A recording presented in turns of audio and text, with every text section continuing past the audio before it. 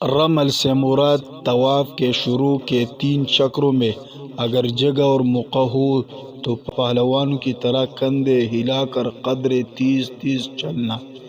جس طواف کے بعد سعی ہوتی ہے اس میں شروع کے 3 چکروں میں رمل بھی ہوتا ہے، اور جس طواف کے بعد سعی نہیں ہوتی اس میں رمل نہیں ہوتا۔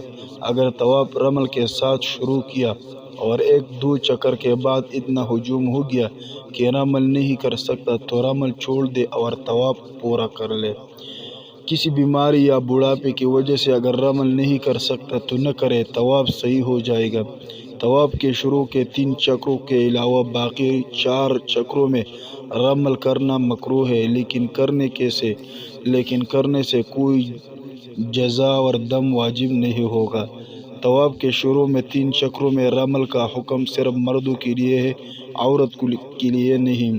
اگر مرد حضرات پہلے چکر میں رمل کرنا بھول جائے تو صرف 2 چکروں میں رمل کرے، اور اگر دوسرے چکر میں بھی رمل کرنا بھول جائے تو صرف تیسرے چکر میں رمل کرے، اور اگر تیسرے چکر میں بھی بھول جائے تو اب باقی چکروں میں رمل نہ کرے۔ جس طرح طواف کے شروع کے 3 چکروں میں رمل کرنا مسنون ہے، اسی طریقے سے آخر کے 4 چکروں میں رمل نہ کرنا مسنون ہے۔ اس لیے اگر شروع کے 3 چکروں میں رمل نہیں کیا تو ایک سنت چھوٹ گئی، اگر آخری 4 چکروں میں رمل کرے گا تو دوسری سنت بھی چھوٹ جائے گی۔ طواف کے پہلے 3 چکروں میں اکڑ کر شانہ ہلاتے ہوئے قریب قدم رکھ کر ذرا تیزی سے چلنے کو رمل کہتے ہیں۔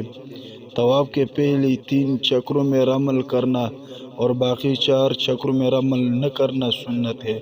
طواف کے 7 چکروں میں رمل کرنا مکروہ ہے، لیکن اس کی وجہ سے کوئی دم اور جزا واجب نہیں ہوگا۔ رمل صرف اس طواف کے پہلے 3 چکروں میں سنت ہے جس کے بعد سعی کی جائے گی، اور جس طواف کے بعد سعی نہیں کرنی چاہیے تو اس کے کسی چکر میں بھی رمل نہیں کیا جاتا۔ اگر ہجوم زیادہ ہونے کی وجہ سے رمل کرنا مشکل ہو تو ہجوم کم ہونے تک طواف کو مؤخر کرنا چاہیے۔ جب ہجوم کم ہو جائے تو اس کے بعد رمل کے ساتھ طواف کرنا چاہیے، لیکن موجودہ دور میں حج کے زمانے میں بہت ہی زیادہ ہجوم ہو جاتا ہے، بلکہ انسانوں کا ایک سمندر ہوتا ہے، دیکھے بغیر سمجھنا اور سمجھانا مشکل ہے۔ ایسے ہجوم اگر جگہ ہے اور دوسروں کو بھی تکلیف نہ ہو تو رمل کرے، ورنہ مجبوراً رمل کے بغیر طواف کر لے۔